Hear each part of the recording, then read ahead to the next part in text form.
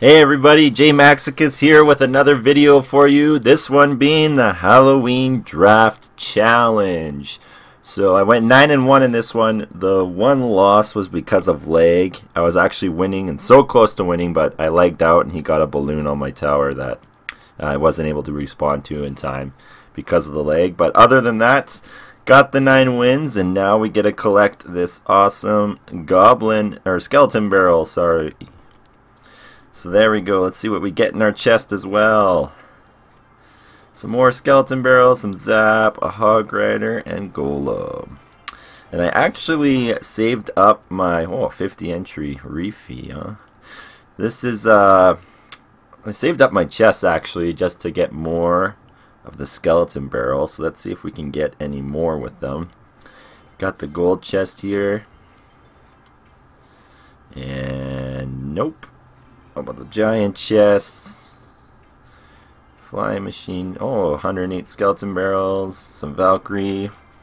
Nice. And now the super magical chest. Hopefully we get a legendary out of this, but it'd be nice to get some skeleton barrels to get it up to tournament standard.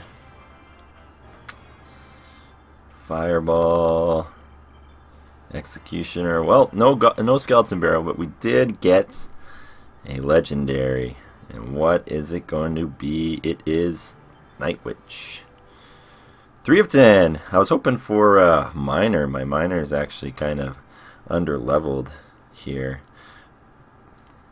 I think it's only level 2 right now. Yeah, and only 1 of 4. I don't get any miners at all. But anyways, still getting a legendary is better than no legendary.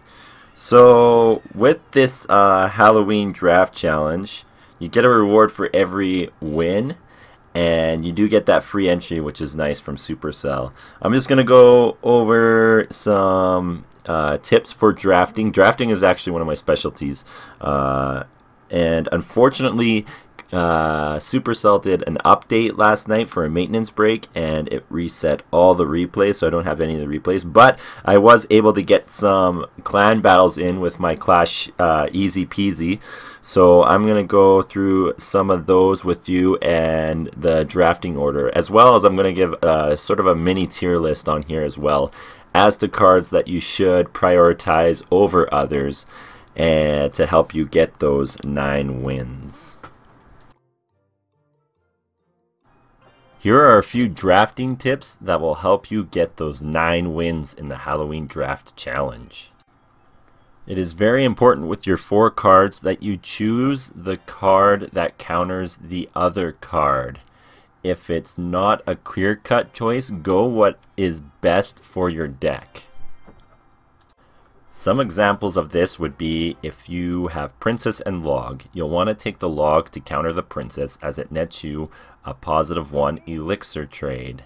Now, if you have more Log bait options in your deck, then it may be safe to choose the Princess. Otherwise, you should probably choose the Log. Tip number 2, if you don't have 2 cards to choose from that are counterable to each other, choose a card that helps counter the cards you have already given to your opponent. An example of this would be if you chose Goblin Barrel earlier and gave your opponent the Golem, and later on in the draft you have a choice between Inferno Dragon and Flying Machine, it'd be safer to choose the Inferno Dragon to counter your opponent's Golem. Tip number 3, if the other 2 tips don't apply, if you are missing a spell or a win condition, choose the spell or win condition for your deck. An example of this would be if you are 3 or 4 cards in and you have only support cards or building cards, and your 4th card is between a giant and barbarians, it'd be safer to choose the giant, especially if you already have a counter for those barbarians. Or if it's Goblin Barrel versus archers, you want to choose the Goblin Barrel.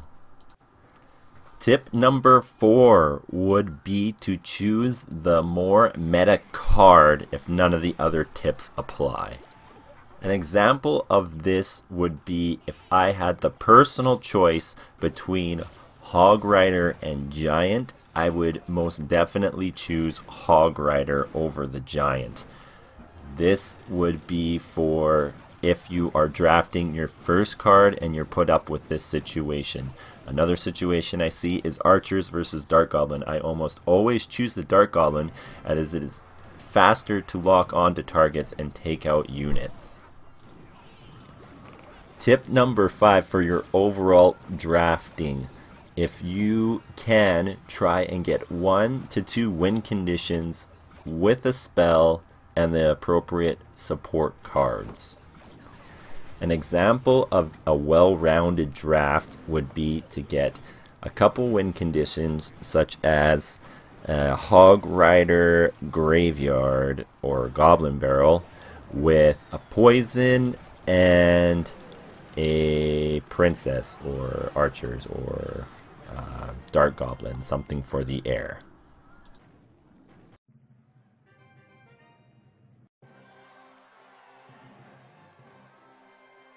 So the first match I have here is with Dark EMB for my Clash. I take Dart Goblin over Musketeer because it is cheaper and it's able to deal with the more swarm units as well. I also take the P.E.K.K.A. over the Baby Dragon because he has the Musketeer.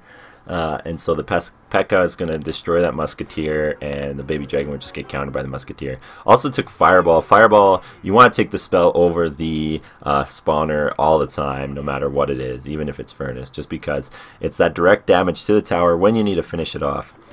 So here I just start off with I have nothing else in hand, so I just start off with a Ice Spirit and a Skeleton Barrel, and my Skeleton Barrel is actually able to do quite some work on this tower. So now I just have to play a mere Dart Goblin in the back to deal with both these units, trying to avoid as much chip as I can.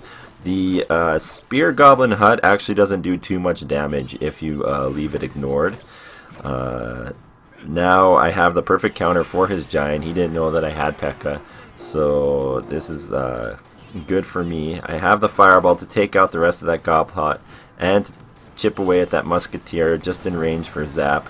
So now my P.E.K.K.A. can remain safe and untouched, and now I can get a good counter push going here. I'm going to put a Dart Goblin in the back because I haven't seen any spells at this point until he throws out the log, but now I have a replacement Dart Goblin to take care of these Spear Goblins, and my P.E.K.K.A. is going to be able to connect to this tower, boom, and the arrows are too late to stop the Dart Goblin. So this draft was actually really favorable for me, getting the spell card over the Goblin Hut.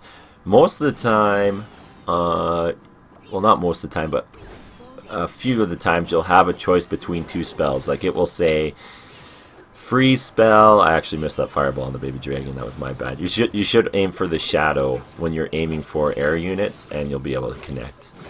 But anyways, usually it will be like freeze spell and heal or rage, or it will be like Fireball or arrows or rocket lightning, that kind of thing.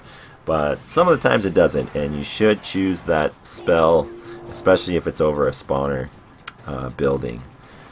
So now I'm able to get a Golem push going here in the left lane. He has no really hard counter for the tanky units, so I'm able to get in with my Skeleton Barrel and my Golems and able to do quite a bit of chip damage. My Dart Goblin's able to take care of the Princess and the Baby Dragon, and that Giant's just going to go down by double P.E.K.K.A. So Dart Goblin's making some good work here. Princess is able to take it out, but now the battle's going to end. My right tower is already pretty healthy, and that's going to be the good game. So just from this from this draft, just make sure that you choose that spell. Spells are pretty important because they're uncounterable, so choose that spell over the building. So here I have my matchup with Sean. Dart Goblin I feel is better than the Archers, just because attack so fast. Poison, I feel, is one of the best spells to take. It counters so much, and it's able to be really good on offense for taking care of swarm units, such as for my P.E.K.K.A. that I got. So here I'm just starting off with the Ice Spirit Goblin Barrel, trying to catch him off guard, get a lot of chip damage off. I gave him actually 2 defensive buildings, and I don't have anything in rotation to take care of them. I have to put a late cannon here, hoping to get my P.E.K.K.A. in time so I don't take any of this damage, but it isn't able to deploy fast enough, and I'm going to take quite a bit of expo damage here, and the archers are going to actually do some work on my P.E.K.K.A. He plays a really good mortar here. It's able to take out my Dark Goblin and stop my P.E.K.K.A. from doing any damage. So good defensive building there. I have like nothing in rotation. I have a couple of spells and an Ice Spirit and a heal. So it's not looking good, especially if it gets a good push going on. And here he's got the Skeleton Barrel Hog combo going on. So I'm looking in trouble here. I'm just throwing everything out to prevent as much damage as I can. Even have to use my Goblin Barrel. And now I'm down huge amounts of elixir. So it's not looking good. I have to save my P.E.K.K.A. for that Expo and for that Hog. That's my counter for both of those, so it's not looking too good. It's my only tanky unit. But here he plays 3 Musketeers all on one side, so that's really good for me because now my P.E.K.K.A. is able to get a positive elixir trade. I'm able to even up the elixir a little bit and get a counter push going. So here he plays a Valkyrie as well. Yeah, I play a heal to try and make my P.E.K.K.A. survive. Actually, that was a glitch there. I clicked on the Dark Goblin, but for some reason it selected arrows and launched them. So I don't know why it does that, but it does that from time to time. So here I'm just waiting for enough cards to be able to get another Ice Spirit Goblin Barrel going. And you want to make sure you use that elixir before it reaches 8 because you get 2 shots of elixir right away. He has to use a fireball there in order to counter the Goblin Barrel. Now I've got a really good P.E.K.K.A. push going on this side. I've got my spells like Poison for 3 Musketeers. I've got arrows, so it's looking pretty good here. I probably didn't really need to use the Poison, but it's able to take out all 3 Musketeers, so it's worth in my eyes. And here I'm just trying to keep the pressure on because I have such cheap spell cycling cards.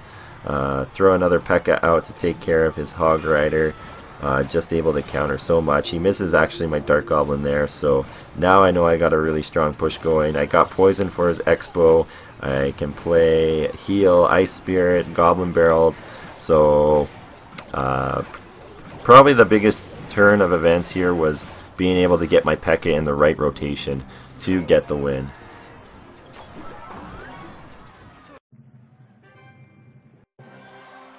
So here I am against Lucas R15.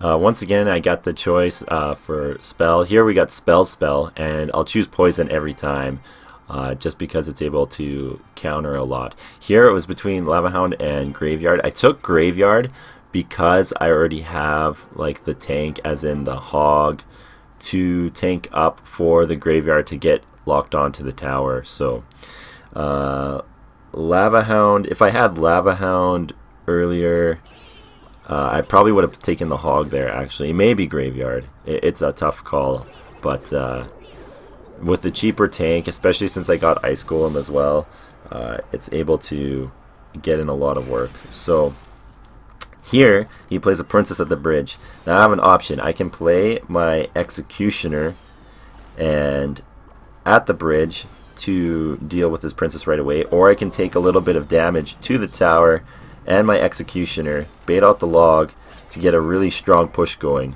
and that's sometimes more worth it in the end.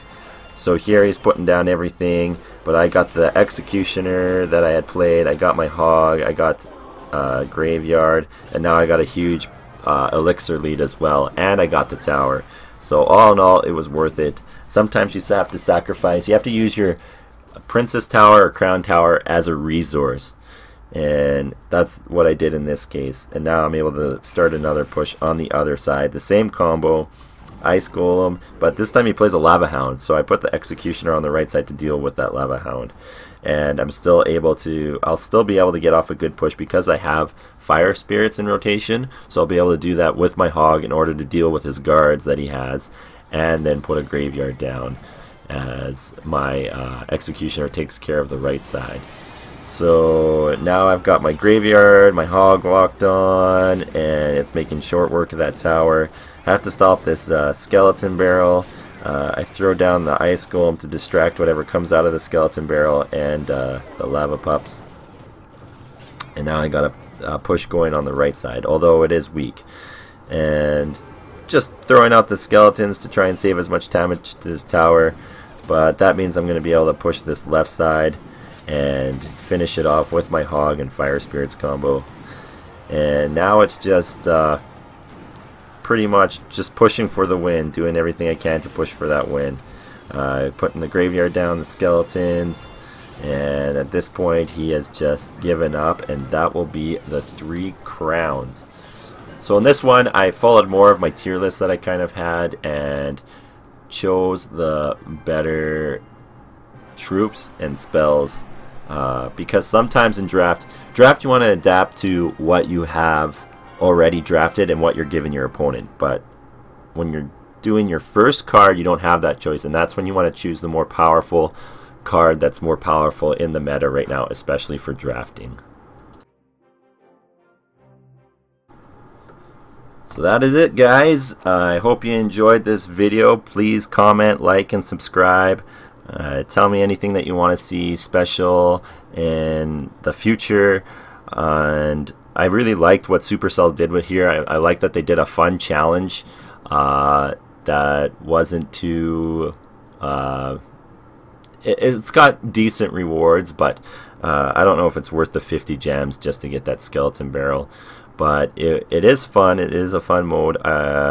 Drafting is kind of my forte on the challenges. I'm able to do pretty well on it. So I hope you have fun with it. I hope you're able to get that 9 wins and unlock the new card. The new card, I feel, is decent. I don't know exactly how it's going to work in the meta right now. It might work good with Miner, but it seems like it'd be easily counterable, and might work with Lava Hound as an alternative to the Balloon, but a Balloon just does so much more work, so not too sure how it'll work. I feel it's okay for drafting purposes. I feel it's pretty decent. It is an alternate win condition that is there, that targets buildings only, kind of like Royal Giant, which is the only other common card that will just target buildings. So in that sense it is good. It is a win condition, just not a very good one. So I wouldn't draft it very high on the win condition tiers, but it's a win condition nonetheless. I would choose it over a spawner tower or something like that. Anyways, I hope you enjoyed the video. This is JMax, and happy clashing and good luck.